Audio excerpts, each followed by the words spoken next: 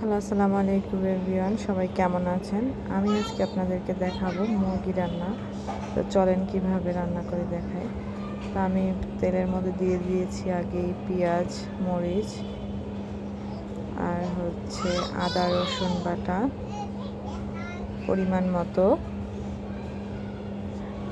দারচিনি, তারপরে দিয়ে দিয়েছি আমি বাটা মশলা দিই যেহেতু গোলমরিচ, এলাচ, কালো এলাচ, তারপরে আপনার লবঙ্গ, তারপর পরিমাণ মতো হলুদ,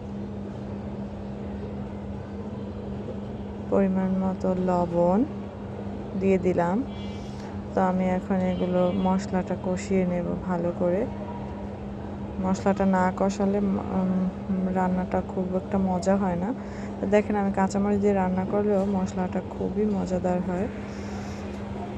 তো দেখেন আমি এখন কষিয়ে নিচ্ছি। আর একটা ব্যাপার অবশ্যই আপনারা ধনিয়া আর জিরা বাটা, জিরা হালকা টেলে নেওয়ার পরে শিলপাটায় বেটে তারপর যদি দেন তাহলে মাংস বা মাছ রান্নার কালারটা অন্যরকম চলে আসে।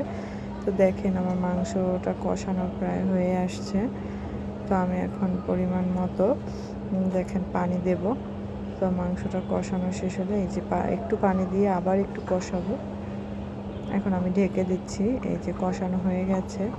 তো আমি এখন এই পরিমাণ মতো পানি দিয়ে হালকা একটু ঝোল রাখবো, যার কারণে একটু পানিটা বেশি দিয়েছিলাম।